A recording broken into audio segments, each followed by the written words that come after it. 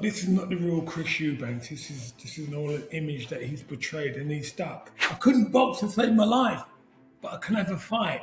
And he ends up dead, being pushed through a window, cut his groin, bled to death. Something just changed in me. Something in my heart was severed. That's why you can understand, why I understand what Ricky Hatton was going through. Exactly the same thing with me. Hello and welcome to Clubhouse Boxing. I'm Charlotte Daly. I'll be your host, and I am joined by two-weight world champion and British boxing icon, Nigel Benn. Nigel, how are you doing? I'm fine, Charlotte. How are you?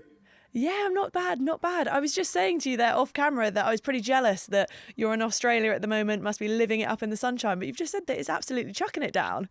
It's chucking it down. It's really, for the last 3 days, it's been pouring it down for like all day, non-stop. And when you get floods here, you get floods. And but you know what? I don't care about that because I know the sun is coming. You know, even though we're in summer, I love it here. Love it. Yeah, I feel like suddenly I can't complain too much about the UK because it actually, touch wood, hasn't been raining that much. So it's not too bad. But look, congratulations are in order for you. Inducted into the Boxing Hall of Fame. Where were you when you found out, and what was your kind of initial reaction? Well, I've got to tell you the truth, Charlotte. They offered me this about longer than that, I think about 8 years ago. And I didn't know who they were. I just thought it was a Mickey Mouse company. I thought, no, I can't make it. I turned it down. I didn't know. No way, you thought it was a wind-up? Yeah, I just thought, no, I ain't got time. I just thought, I just wasn't really interested. I didn't know. I thought it was the Mickey Mouse company. Really, I just thought it was like, someone just put it together, because I think it was actually, it was in Wales or something where they was going to do me induction. I thought, I just. You've accepted it this time though, so are you feeling much better now about it? Now I know they're the real McCoy. Did you have that conversation with them? Did you say like, "Oh, sorry that I declined it last time"? No, I didn't. No, I said thank you, Ed. I just played dumb. I said no, thank you. I appreciate that. Well, please. So I've got to go to New York on the 11th because they've got a whole weekend with me getting inducted. Anton, the light heavyweight guy. What's his name? Antonio Tarver has been inducted, I think, as well. Antonio Tarver. That's it, and Triple G. Yeah, nice. All three of us. Do you like the attention now that you've kind of stepped away from boxing? I know you're still in the news, especially with your son Conor Benn, but do you still enjoy the attention and going down memory lane talking about your career? When I do a lot, I've been doing after dinner speaking now since '97. I've done about 1,000 of them. So I enjoy meeting the fans that back me, that support me. I like meeting them. I like, getting out to meet them and, telling them how appreciative I have of them not support me through my career, because without them, I wouldn't be where I am today. Yeah. So I like meeting the fans, but I don't like it being like in the public, like, in the media, like what we're doing now. I'd rather just I've had a full career above and beyond. What I mean by that, I just wanted to be Southern Area champion. I might have a shot at the British, but I don't know. I know I can win the Southern Area title. That was all I wanted was a 3-bedroom terrace house like my dad, because I thought my dad had made it. That was it. He had a Cortina Mark 1. I said, if I get a BMW, I'll be one above him, So it wasn't really I didn't know I'd go this far. That is crazy, listening to you talk like that, knowing the career that you had, becoming two-weight world champion, and saying that all you cared about was getting those titles instead is wild. Southern Area. Yeah. I might have a shot at the British. I don't know. I might have a shot at the British. Yeah, You yeah. know? Well, look, with the Boxing Hall of Fame, I saw that Chris Eubank Sr. was on the ballot for 2026, but he got overlooked and didn't get inducted. Does it feel like that's a win for Nigel Benn, the fact that you got picked and Chris didn't? No, I don't. I don't look at it like that. I really don't know if they pick Chris. Good luck to him. I've got nothing. We had a great career, both of us, and so for him getting inducted to the Hall of Fame, so be it. I don't have a problem if you got inducted before me. No, no skin off my nose, mate. No, it doesn't bother me. I don't think like I said, I've gone beyond my wildest dreams, and to be retired at 32, wow. So I've had a great career. So now all these accolades are coming now. Talking about your career, starting at the very beginning, you got off to an absolute stellar start in the professional ranks. You were 22 knockouts. I think your first year you fought about 12 times. Your second year you fought about 10 times. You were No, known 13. No, 13. Get it right. Come on, get it right. 13. 1 year was Sorry, 12, one was 13. I know, doing you Getting a 2 years back. disservice there. Yeah, 2 years. But the funny thing about it's like when I think about it, it's like I was getting £1,000 a fight. That's what I was getting. And I think, wow, I get £1,000 a fight for knocking people out. So, you think to yourself now, look at the money that they're making today. But, I've got no grumbles because I come out all right, okay. But that's how it's jumped from £1,000 to a fight, so now the guys what I'm making now. Yeah, millions, absolute millions. When you were on that knockout run, was it kind of addictive, the knockout and the feeling that you felt when you were knocking these guys out? Did it become addictive for you? Is that why you were fighting so often and getting them out so early? No, it wasn't addictive. It's just who I am. It was just like I just wanted to have a fight. I couldn't box to save my life, but I can have a fight. That was it. It was. Oh. But you know what it is? Sometimes you think that sometimes my career it's been like a blur. And what I mean by that is like it's not just only being up the top, but when thing happens, Yeah. So yeah, We'll talk about some of the highs and the lows, but on the yeah. knockouts, I spoke to Deontay Wilder because he was also and has been known as being this fierce knockout artist. And we were talking about a time when he was speaking about the Robert Helenius fight and he broke down in tears because he was saying about the weight that comes with knocking people out and worrying about the consequences of knocking people out. That early in your career when you were 22 knockouts, were you worried about the consequences or were you just enjoying the high of being Listen, this guy? listen. It was like I was the best thing since sliced bread. So that I'm not really worried about the pressure. I didn't got time to think about the pressure. No, I just want to go and have a fight. I didn't actually think about the pressure whatsoever. It was just like, mate, I just wanted to have a fight. There was no pressure on me whatsoever. I didn't have no fear in the ring with anyone. So I didn't really actually have no pressure. I had more pressure outside the ring than in the ring. Talking about your knockout power, you said a minute ago that you couldn't box, but you knew how to get someone out of there. I mean, I think you're disserviced yourself, but anyway, where did that power come from? How were you so effective at knockouts? What was it, do you think, that made you special in that area? I think because I grew up with six brothers, no sisters, all boys in the house.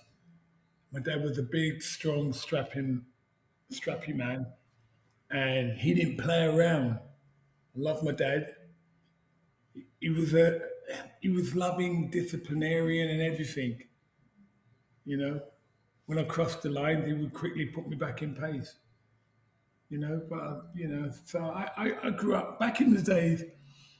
We had to deal with a lot of racism as well. A lot of racism, a lot. And sometimes, like going in England was like if you was in Mississippi, and you also barking, barking side, all these people, Bethnal Green, back in the day, it weren't a nice place to be, mate. And I had a lot of street fights, you know, and I had to protect myself. And Do that's you where it all think started. Yeah, do you think boxing became that outlet for you? Because you talked there about the racism that was going on, and I know obviously Yeah. the really tragic passing of your brother. Do you think that boxing became the outlet for you in the way that you kind of dealt with the emotions of everything that you were dealing with outside of the ring? It wasn't that. It was just like I just had to protect myself, and I did martial arts as well before I done boxing. It was like, yeah, I think when I lost my brother, yeah, something just changed in me. Something in my heart was severed, and I wasn't the same. I wasn't the same ever again. I wasn't When the you say same. My life changed. My life totally changed. And the only way I can describe it is like when Simba lost Mufasa. He was in the wilderness walking around.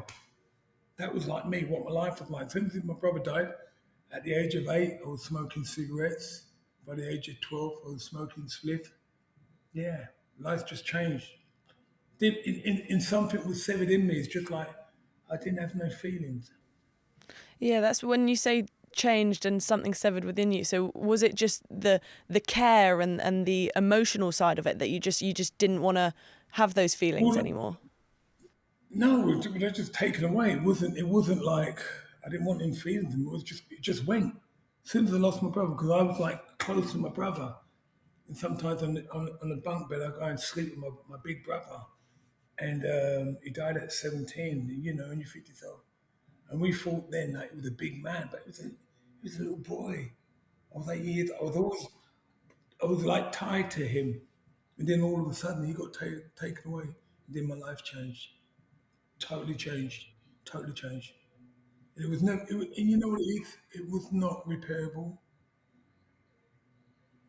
It was not repairable. So everybody thinks like this boxing life and all that. So I went through a lot of things in boxing. I was suffering with childhood trauma that I didn't even know what childhood trauma was, because you know what it is, when I was going to ask mum and dad, because my mum and dad were broken, because it was like they brought this only son from Barbados, brought him all the way to England, and he ends up dead, being pushed through a window, cut his groin, bled to death in a field on his own. And so, and I'm thinking like, I'm like nearly 62, and my brother was 17. I think to myself, he was a little boy, and someone took that away. And you know what it is? I could have easily have changed and gone the other way, especially with the money that I was earning. I could easily have taken in people out. Yeah. I There think are two ways about it. when you But look my back dad, at but because of my dad said, don't judge a book by its cover. So don't look at everybody the same. And I had to deal with that. And when I talk about having childhood trauma, it was like, when I go, Mum, Dad, where's Andy? Where's Andy? Where's Andy? No, no, we're not talking about this. We're not talking. So I had this volcano at a young age. I couldn't talk to nobody. It was just like suck up and deal with it. That's what it was. And I couldn't deal with it. And then that's my life just changed at 8 years old. when people think about your career, they think of you on camera and the glitz and the glamour and what's associated with that. But then when the cameras It was aren't there and they're turned nasty. off, yeah, what was Nigel Benn like when he was on his own and when he was away from almost playing up to the Well, cameras, if so? you get caught up in that limelight, and I was taking pills, doing drugs. I don't know, just stuck in a horrible place for many years, and it was just hard to break. Regardless about the box, the boxing was actually the easiest part of it. I enjoyed that, being in the army, coming out of the army, then doing boxing. So I had that discipline, but I was still struggling within me. I had a lot of anger because someone took my brother away, who I love very much. Do you think if you hadn't have had boxing that your life would have gone in a completely different direction then I without that don't know. structure? We all can say that, but I don't know. I don't know where I would be, what would I have been doing? But at a young age, at the age of like 12, it was like, I don't know what it is. I just knew that I was going to be somebody. That was weird. I just knew because I was always out. I was always out shoplifting and Marks and Spencer's nicking a crushed velvet jacket, Woolworths nicking watches. I was only like 12. Then I got done for GBH, threatening behaviour, handling stolen goods, and GBH again. Because I was always fighting the National Front and always winning.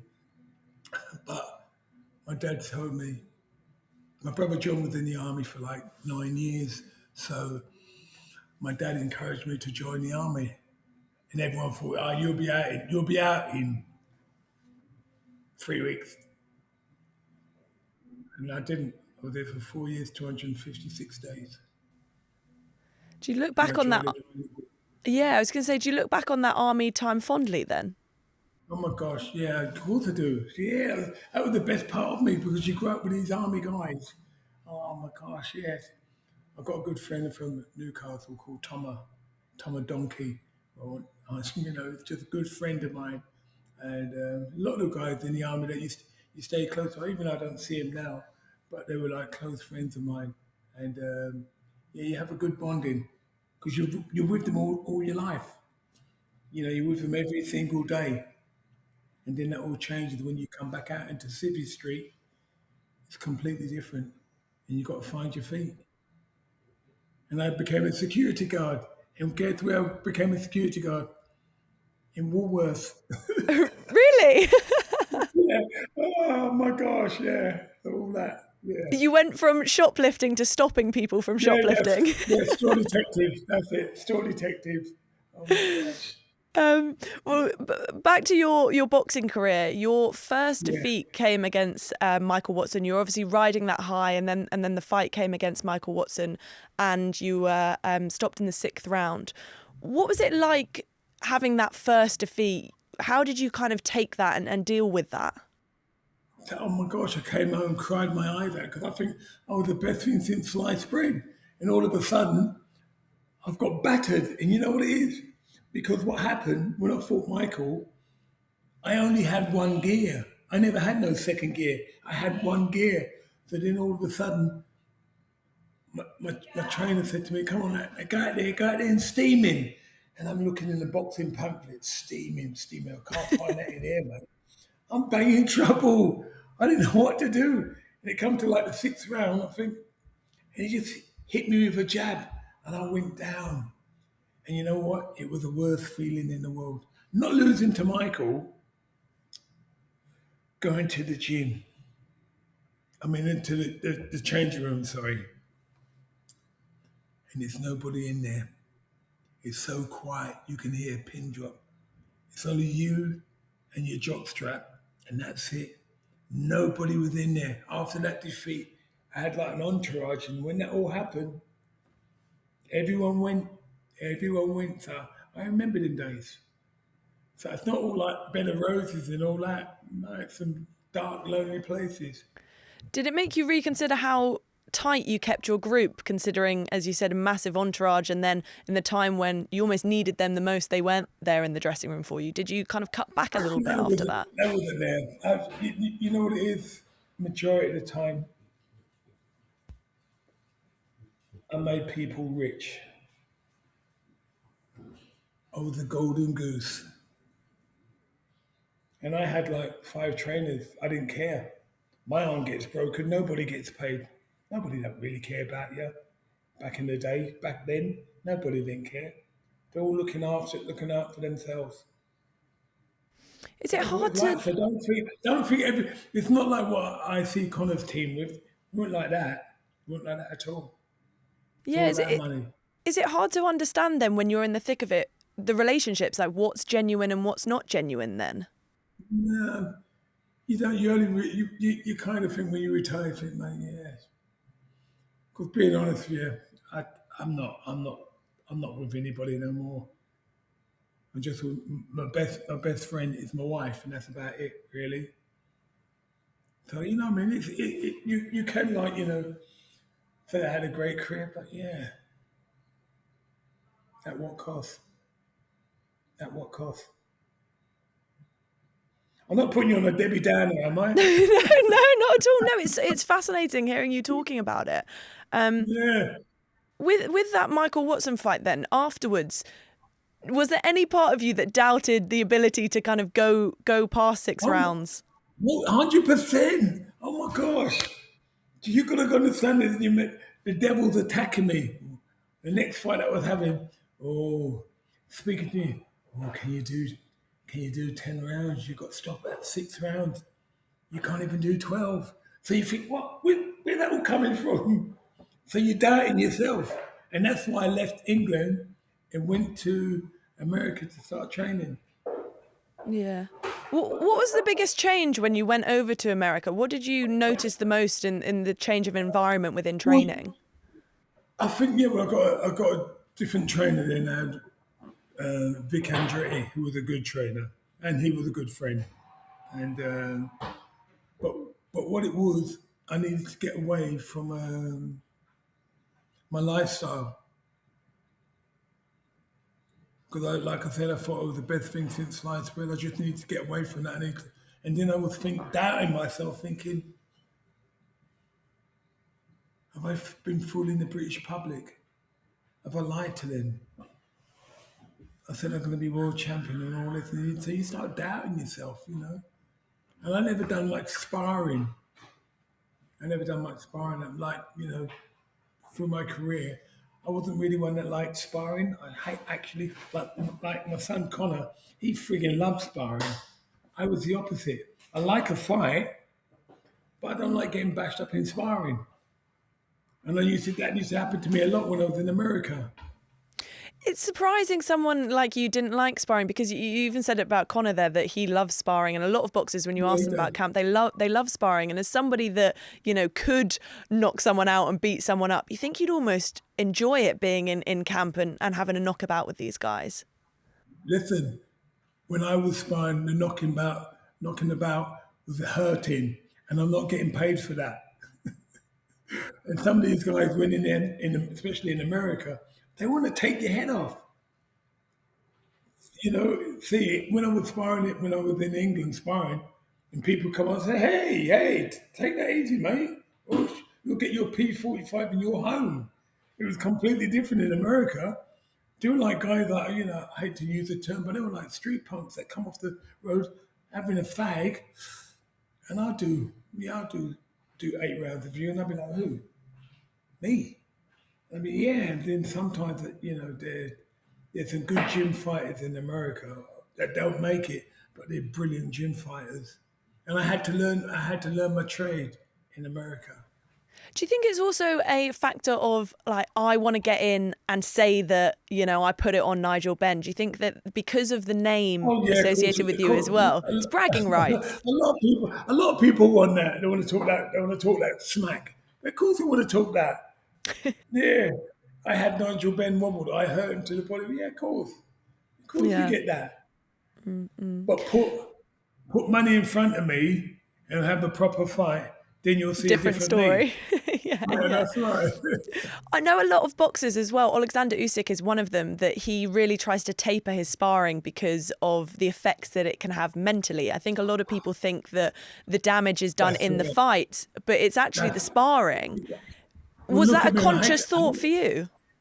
No, not at all. Not at all.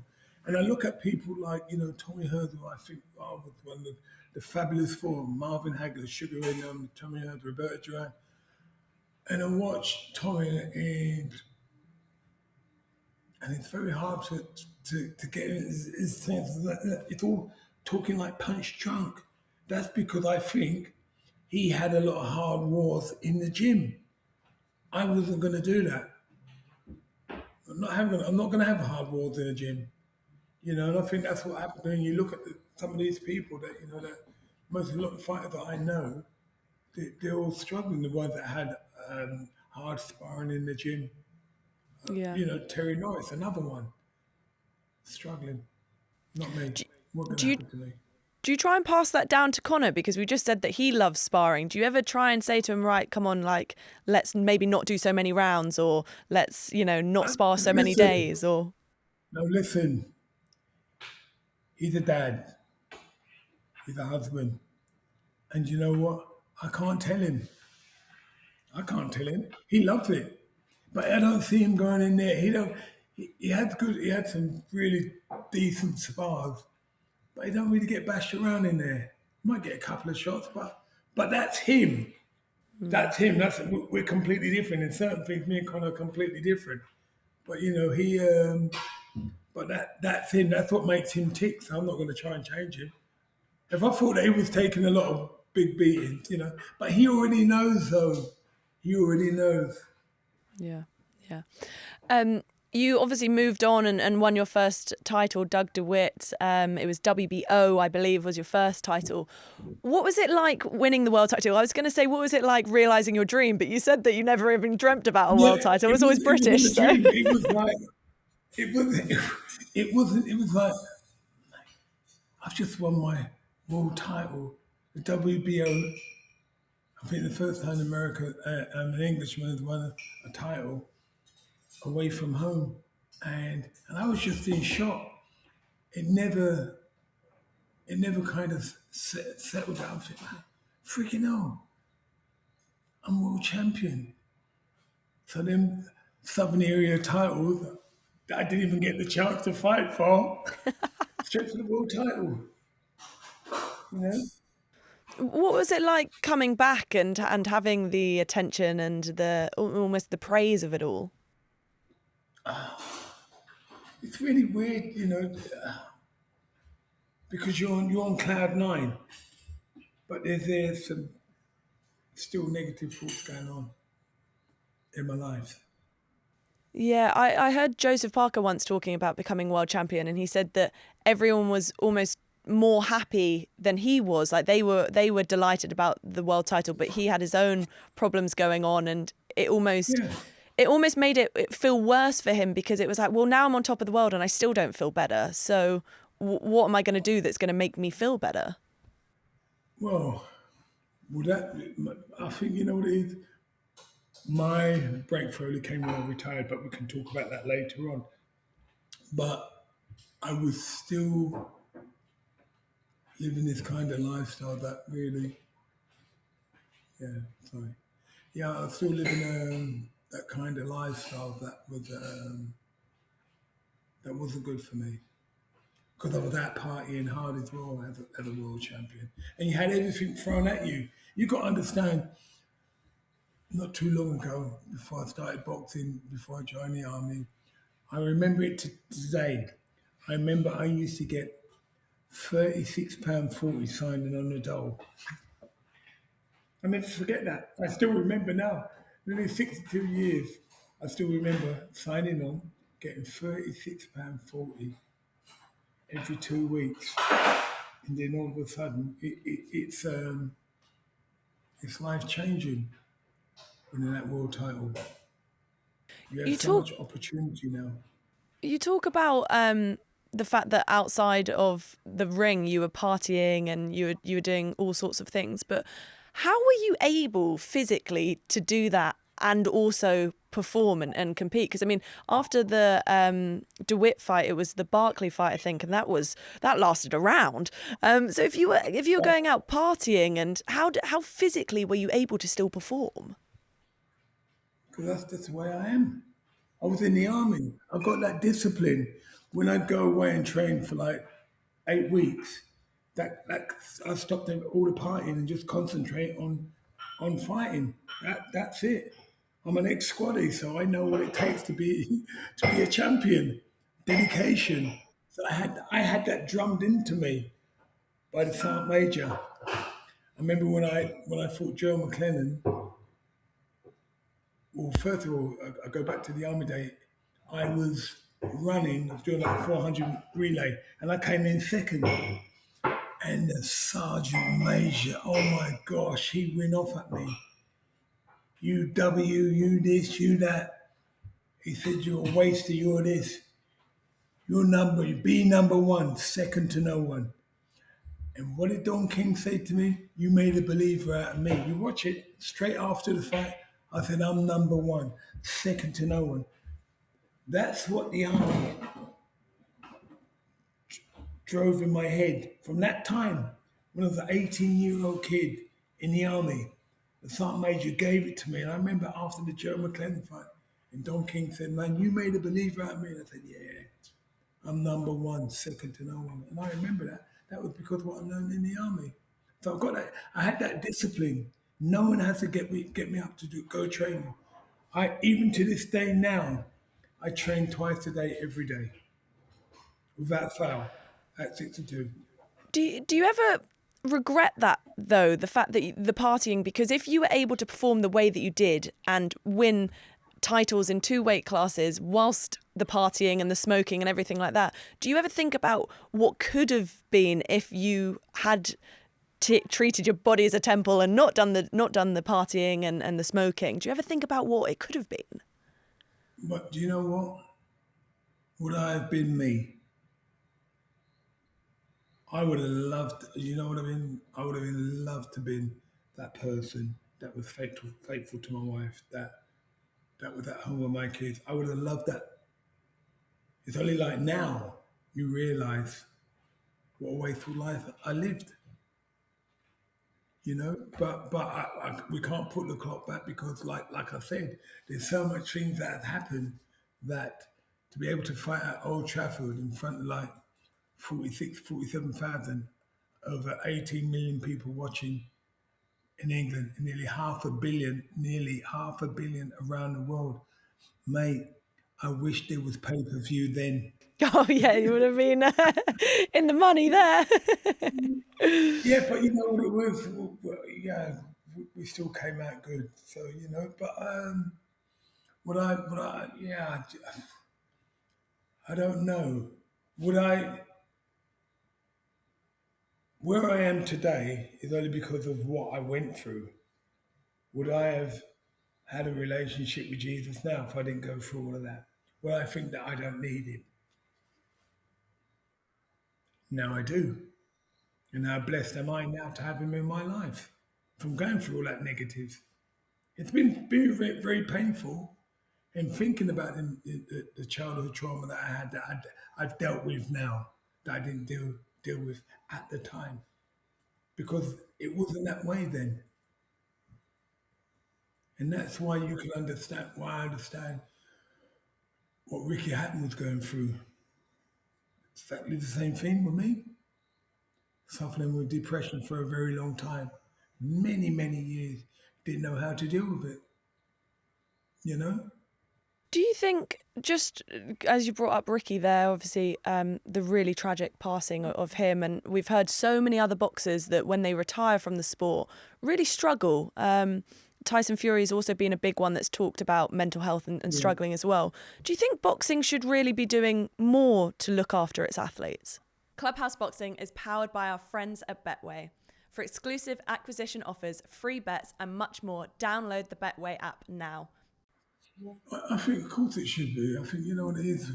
Majority of boxers that I've met and that I've known, a lot of them have mental health issues, where they've been brought up or what they've been through. A lot of them, and I think there should be more done to help boxers, because the boxers are the ones that suffer more than anything else. And we tried to have boxers put money in like a foundation where that, you know, we can help boxers that are retired. There's so many boxers that you know that have retired and they have not got a pot, and they put their life on the line, and there's nobody there to help them. And sometimes I think, wow. And it's hard to really see some of these good fighters struggling, and they put their life on the line to please people. It's lucky that I've got mine. I know she hates me saying this, but like my knight in shining armor is my wife, because without her, I would not be in this position that I'm in now today. And I say this all the time, and I know I would not be here if she wasn't there with me, physically, mentally, or whatever. I don't think I'd be here. The amount of boxers I've heard say something like that is just, yeah, it's alarming. It's alarming. And I remember someone was talking to me about, there was a petition going around about trying to get just a couple of quid from everyone's ticket prices to go into a pot to help retired fighters, which I thought was a really good idea. That would be nice. Yeah. Having an own boxers as the governing body. Yeah, yeah. It would be nice.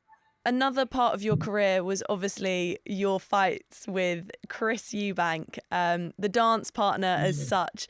When did you first become aware of Chris Eubank, and what were your initial thoughts when you did become aware of him? I think when I saw him, I thought, mate, who's this clown? And then one thing I've got to give him, was immaculately dressed with his monocle, his joppers, his cane, his juggernaut, everything. But he was immaculate with his monocle and everything. But I just didn't like him. Never. We just didn't see eye to eye. We didn't see eye. And it was a good dance partner. And I thank God for putting him in my life. But I don't really see eye to eye now. I don't think I'll be talking to him anymore. He upset me the last time at my son's fight. When I went over to cuddle him, he put his arm up in my chest. And I thought to myself, mate, what a career that we've had, and you do that to me. He's still living this lifestyle that this is not the real Chris Eubank. This is an all image that he's portrayed, and he's stuck. So he can't actually just be Chris Eubanks. He has to be something else. We all know that. We all the boxers know that. Yeah. And when he put his arm in my chest, I was about a split second away of thumping him.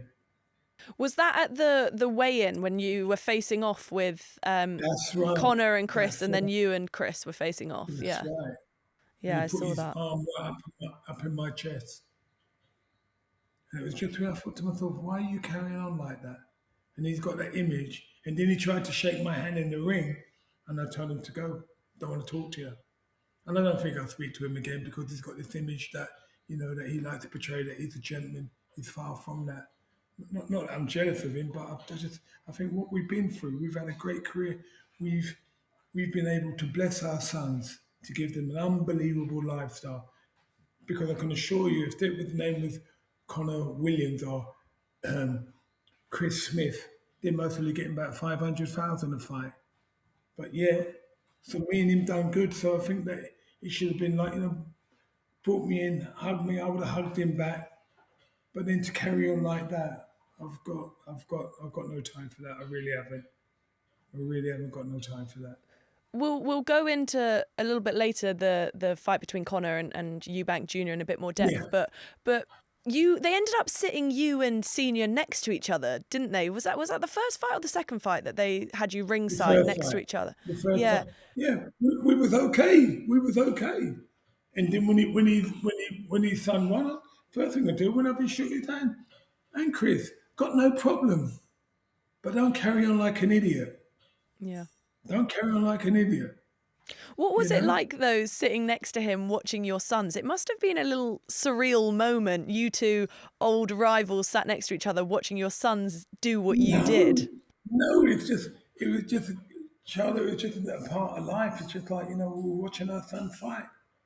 And even from about the round 4, I just knew it wasn't Conor.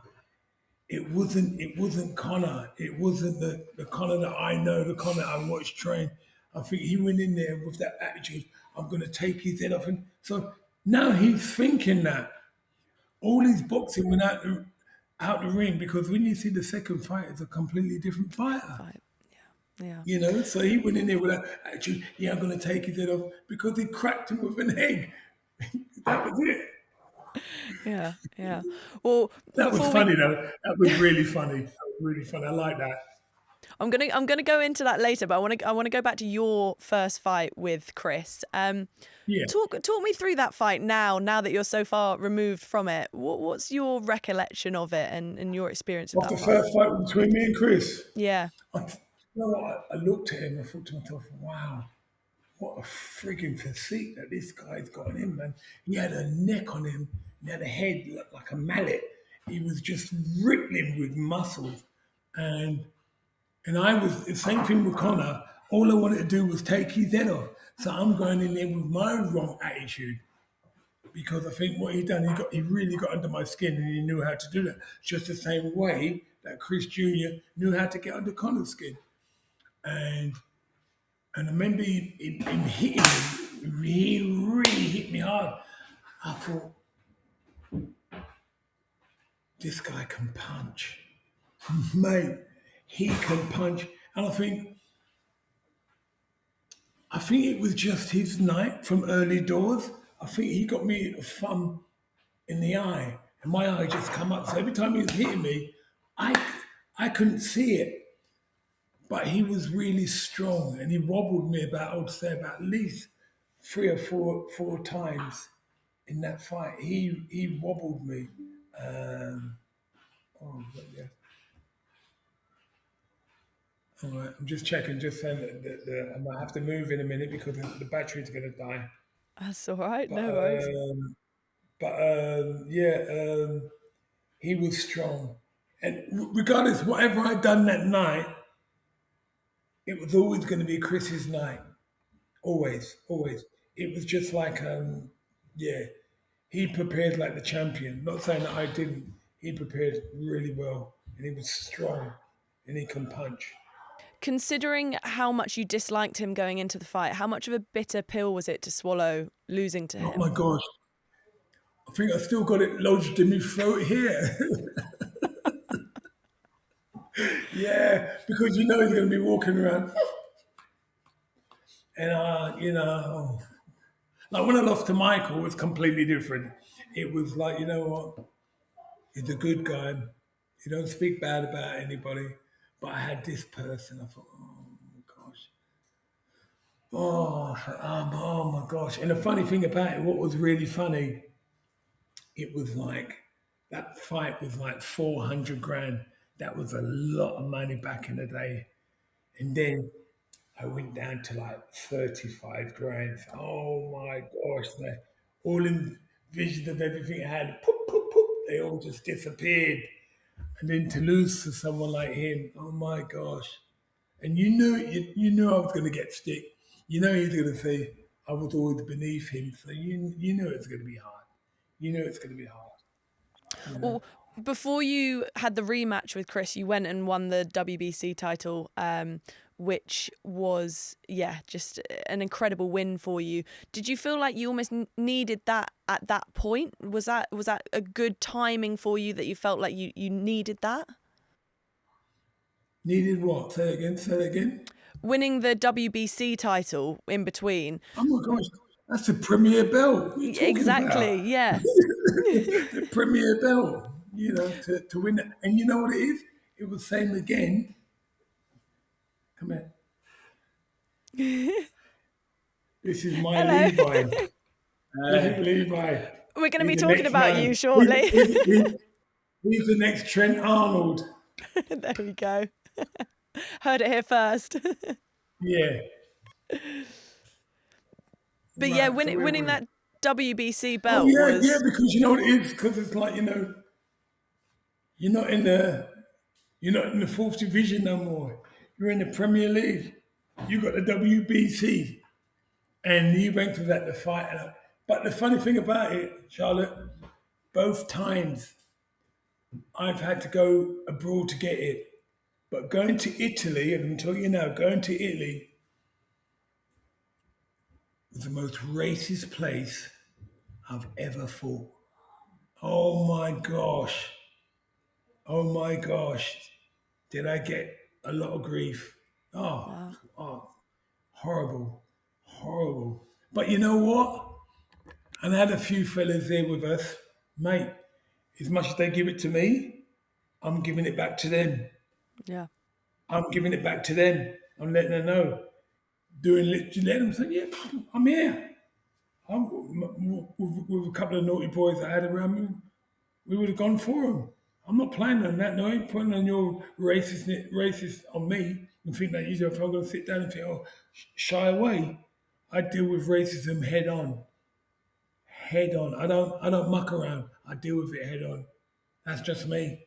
Must have made it even sweeter than getting that victory and holding that belt in that environment. No, it didn't because it was tarnished by them. Do you understand? It was tarnished by them. Wow. Why? They're very ignorant. They're very ignorant people. Them people, not the Italians, them people at the fight.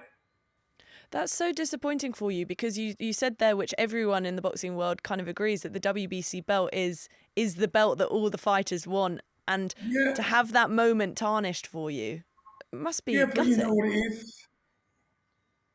I'm actually a 2-time world champion. Yeah, it's not bad, is it? I'm not a Southern area champion. You know what I mean? You know? Yeah. So, and then not only that, to now have my belt, my face, permanently on the belt. Yeah, I've been inducted into the WBC Hall of Fame with my face permanently on the belt that will not come off, ever, on a super middleweight belt. So, wow. Yeah, you know? that's pretty good. It was that fight, wasn't it, that Chris Eubank was ringside and you said, right, now we can do the rematch? No, and I said, now we can get it on. He was sitting there right in front row. And I said, yeah, now we can get it on.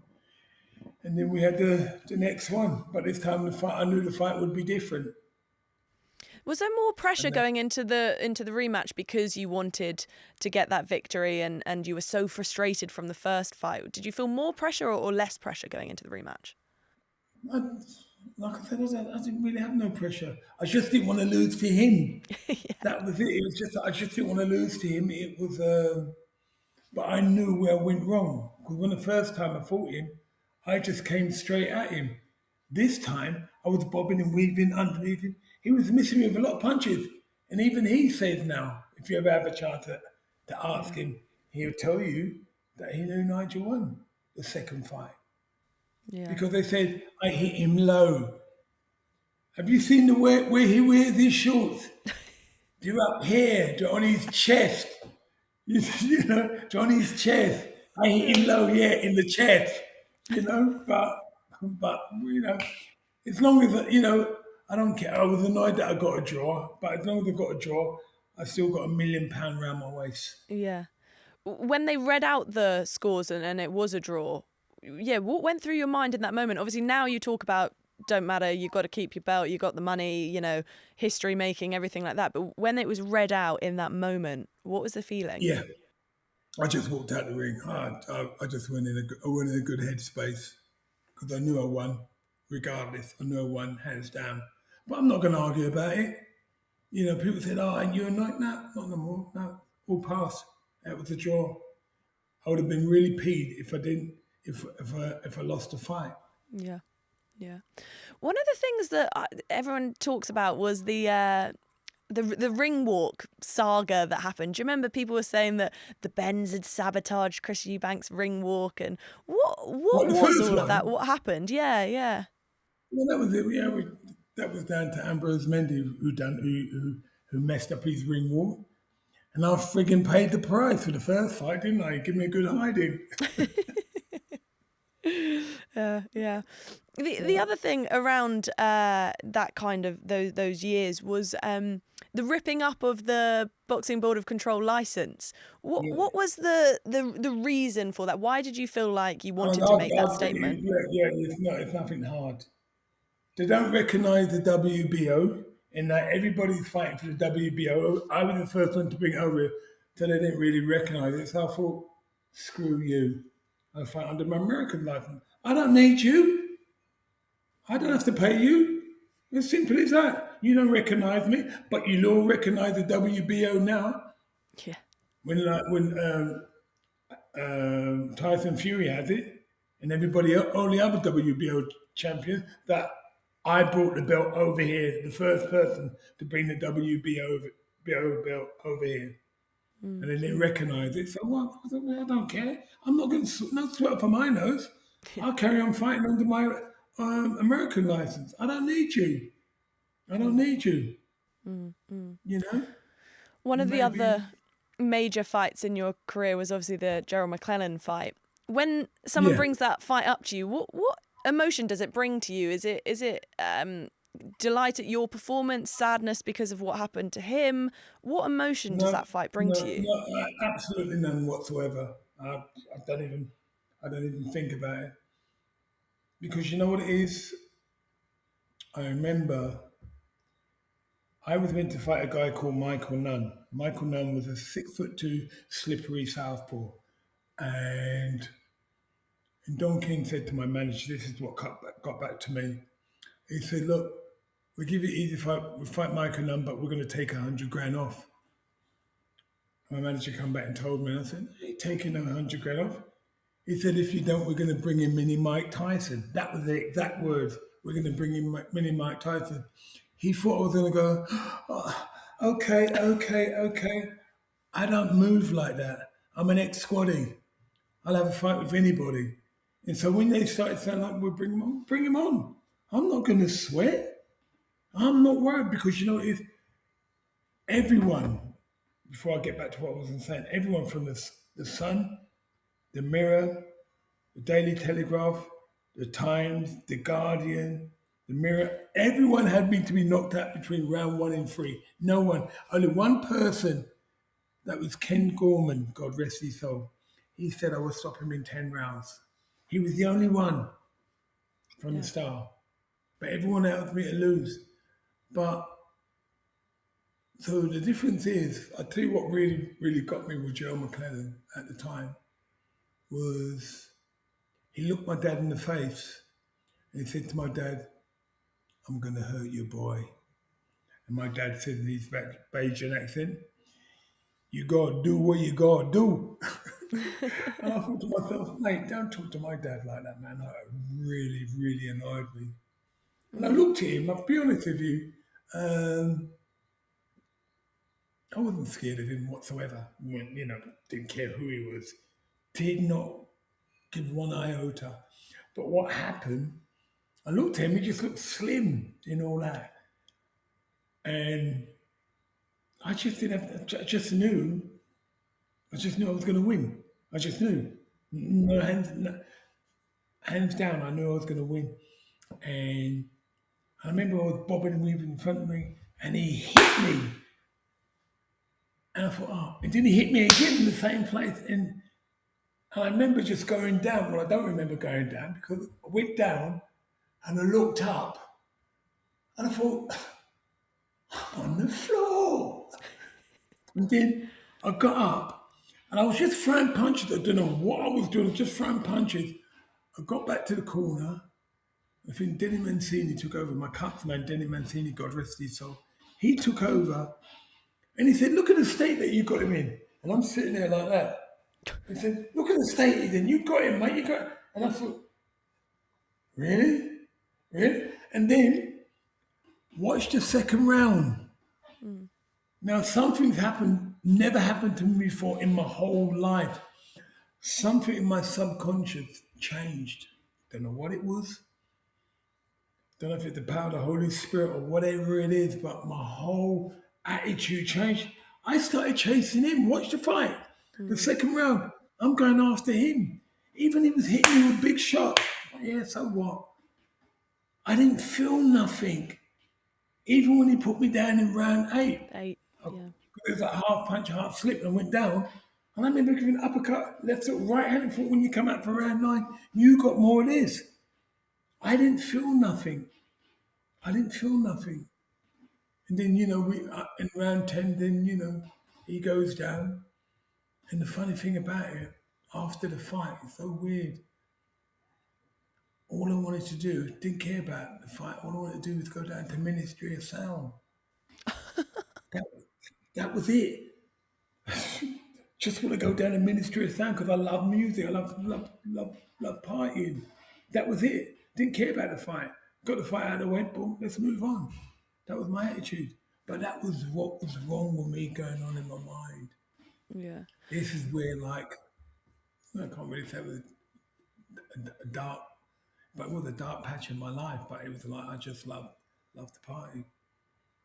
Didn't People care when about they the fight, pe- even though I came out with a damaged jaw, urinating blood, and a shadow on my brain. I just yeah. wanted to go out and party. But I didn't go out afterwards because I was actually really, really battered. Yeah, because you And I actually was just like a Rocky film because I went from my room where I was staying, I went into his room and kissed his hand and said sorry. And that's when he fell into a coma. because I was hearing that in the dressing room afterwards that you were collapsing and like you were in a bad way as well, weren't you? Yeah, well, yeah, a little bit, but I still want to go out. That was just what's going on in my mind. Yeah. Weird things. People talk about But the I was fight still now. the adrenaline was still I was still buzzing. Yeah, yeah.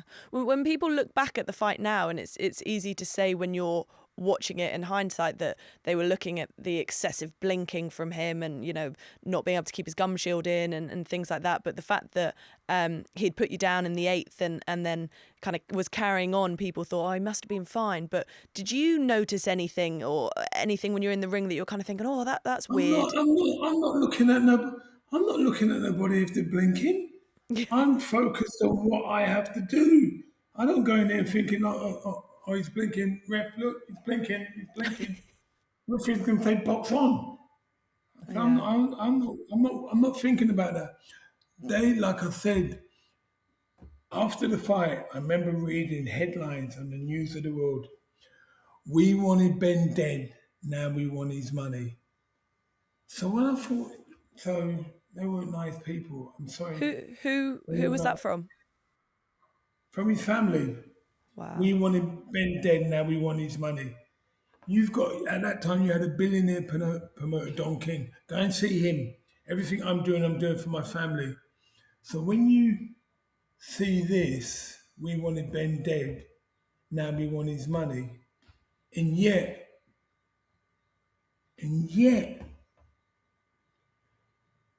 12 years later, what did me and Kevin Lucien do? Yeah, raise We that put money. on a big show at the Grosvenor Hotel in Mayfair. Two black guys, Mayfair. We put on a show and raised $250,000 for him. We didn't have to do that, but that's what we wanted to do to bless him in flying over here. And we had all the stars of EastEnders, all the stars on Coronation Street, sports stars, everybody turned up to pay their respect. And yet, you wanted me dead? But where's your billionaire promoter? Did he dip in his pocket? No. A guy from Ilford, Essex, helped put on this show. Yeah, I That's watched my that. character. Yeah, I watched that that event that you Wait did. there, wait there. I got to move because it's going to cut out. That's all right. You don't say all right because I'm not going to call you back. That's it. Are you good?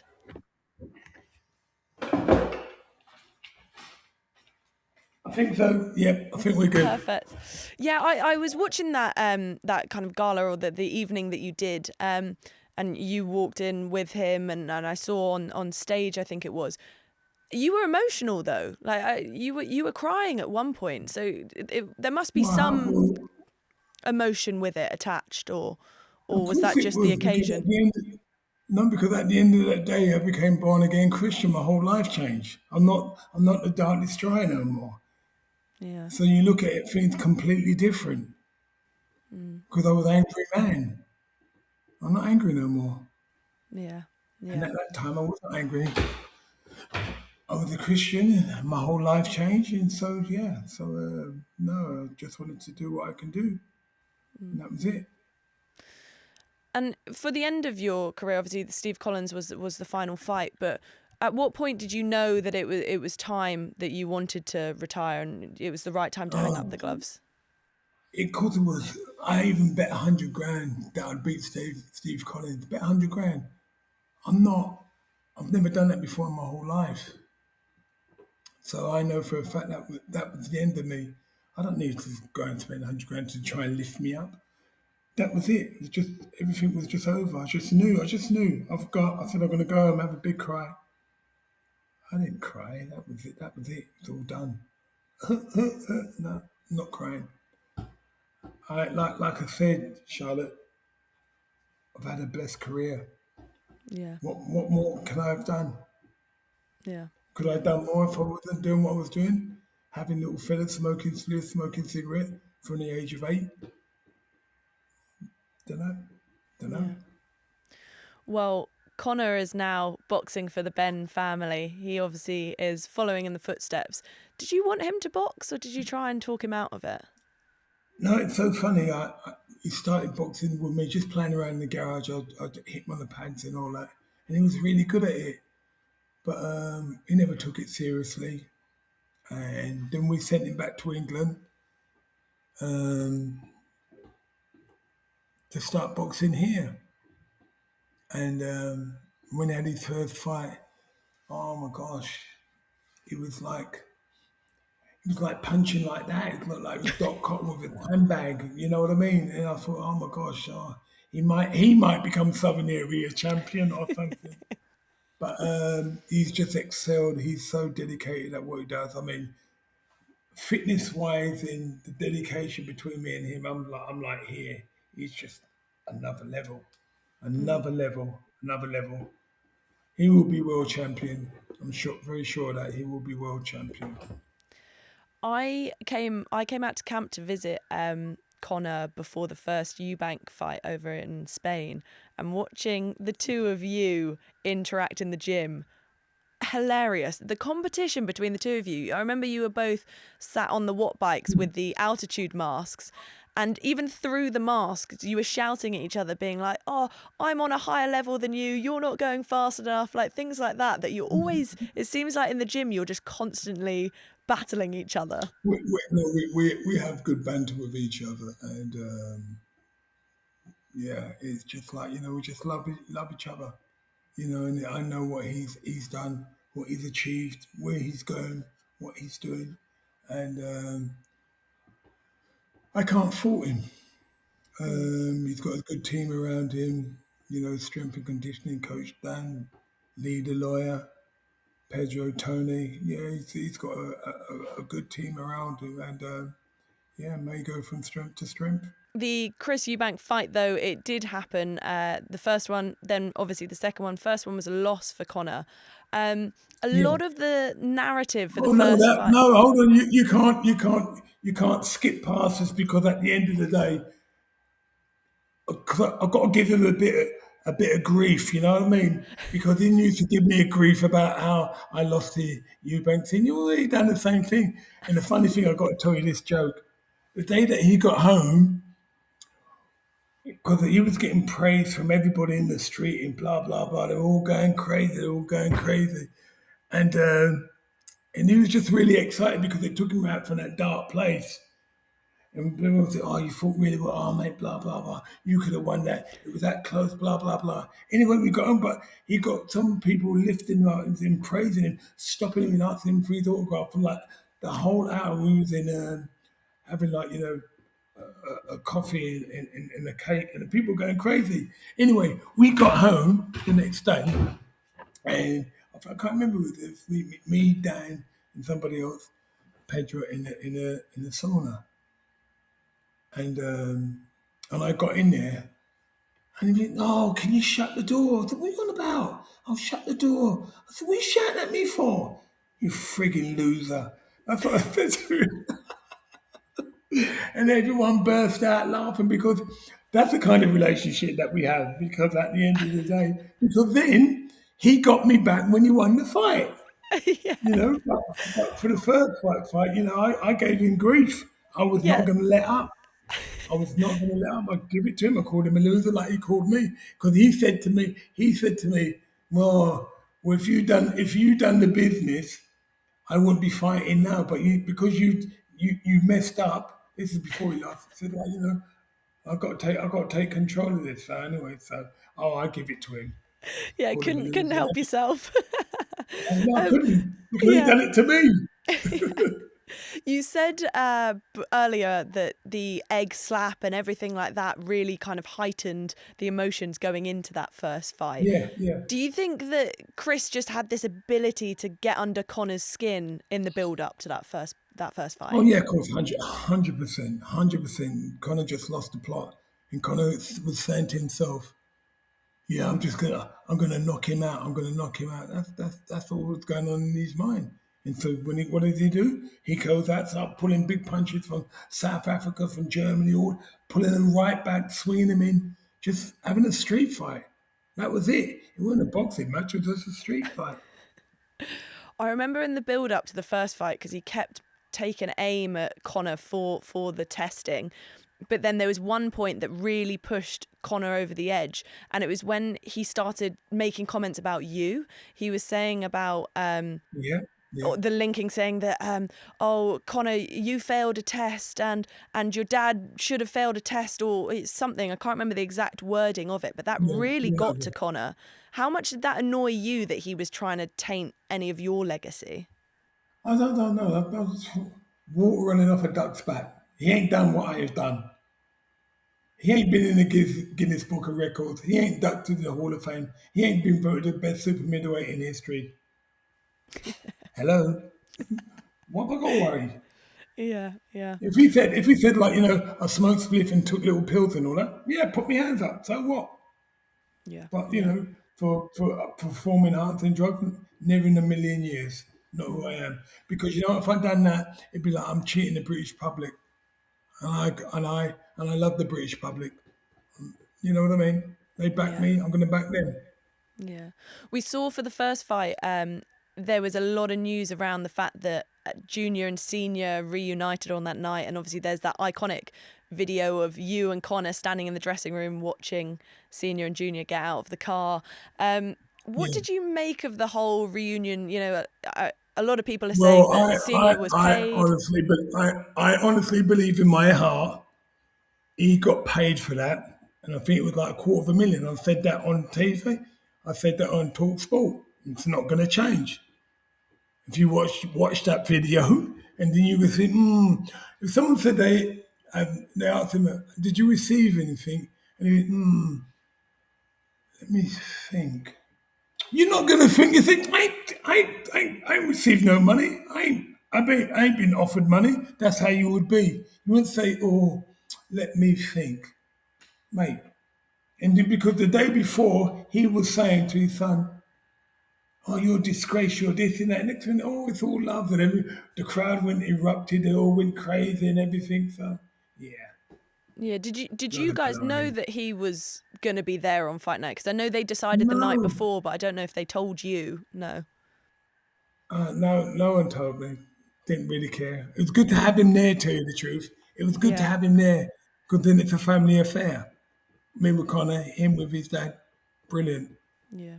When Conor lost that fight, there's a video of him holding onto the ropes and he's looking out into the crowd. You can see tears in his eyes, and you come up behind him and you just put your arm around him and you speak to him. What were you saying to him in No, I that moment didn't. after the I didn't. loss?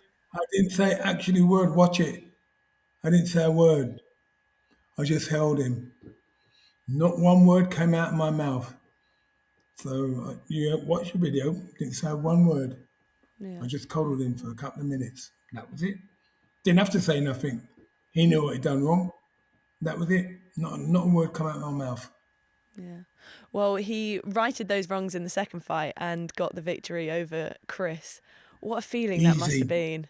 Yeah. Um, I don't know. It's a weird one, really. I was just glad that because I think what it was to me, it was like every time that Eubanks and Senior and Junior were talking, they just sucked the life out of the press conference. It's just like, oh my gosh, here we go again. Oh, he's struggling to make the way. Oh, he's struggling this. Oh, they're trying to kill him. They're not trying. He's frigging for the whole of his career. He's been fighting at middleweight. All of a sudden, he fights a welterweight, and then they're saying, "Oh, look, he's struggling. He's coming down to 1-6." He's been doing it all the time for the last 6, 7 fights. So all of a sudden he's fighting welterweight. Now he has weight problems. Oh my gosh, doing my nutting. And then Eubank Sr. saying, oh, like, they're trying to kill my son. They're trying to, oh my gosh. What they do is they suck the life out of the press conference. I think, oh my gosh, I can't listen to these lot anymore. And you know what? And I'm so glad that they're out of our hair now. Conor get on and do his thing. He'll get on and do his thing. With Conor next, there's obviously talk about Barrios is fighting Ryan Garcia in America, and I know that there's talk of Conor and Ryan fighting each other. Is that a fight that you would like to see? Yeah, 100%. 100% to world class fighters. Yeah, I'd love Conor to see him fight that. But I think that he wants to go. He wants to fight before he fights him. He don't want to wait like because when they're fighting in February, so that means January, February, March, April, May, June, July. So we're talking about another 5-6 months before they're going to fight. So Conor ain't going to want to wait like nearly a year to have a fight. Also, would you want him to fight first, just because obviously cutting back down to 147, just to feel the cut and feel the weight? Yeah, well, I think that he's actually really right down. I think that 150 something now. So he's come down 157 or something at the moment. So he's come down. He's dropped his weight down. So he's doing well. He's doing well. So I've heard. Yeah, and would you like Conor to kind of win the title, defend it, and then call it a day, or are you happy with the idea of him having, you know, a long career? No, I don't want him having a long career. I want him to make his money. Well, he's made his money already. Now I just want him to have the belt, and they call it a strap around his waist, and then call it a day. And have a blessed life with his family. And that's about it. That's all I want for my son. He's done enough. Go and win the world title. Because he's actually got my WBC belt that was given to me by the WBC when I was voted the best super middleweight in the world alongside Joe Kawasaki. I framed it, put it in there, and said to Conor, "Happy birthday, son. Now go and win your own." And that was it. So wait for him to win his world title, and that's it. But I think it's going to be hard for me to be in actually training camp because for the last 10 years, I've just been helping my son get to where he is now, and that's it. Yeah, So you said so. You won't go back over anymore for camps and. I don't think I can because you know what it is. I got my little boy Levi, my lovely little bit Levi that I want to get in his mindset, help him to be a Trent Arnold, help him to be a good footballer, and be able to bless him. That's it. Because for the last 10 years, really, I sacrificed my kids here, I sacrificed my kids in England, I sacrificed everything for Conor. And I think now it's time for me to give back to my family here in Australia. Yeah. Well, I will let you go. I believe it's your birthday on Thursday, isn't it? Is it? Yeah. Doing anything nice? Yeah. Do you know what we're doing? What? Just me and my wife, I said to her, you know what, we're going to go and stay out till we go somewhere nice. I said, you know what it is, Cal? I said, let's just go out for a picnic, just me and you. Oh, I love that. Nothing special, just me and her having a picnic, that's it. That sounds so nice. Well, I hope the rain holds off for you on your picnic. Yeah, thank you very much, Charlotte. Well, Nigel, thank you so much for the time. I really appreciate it. God bless you. You take care.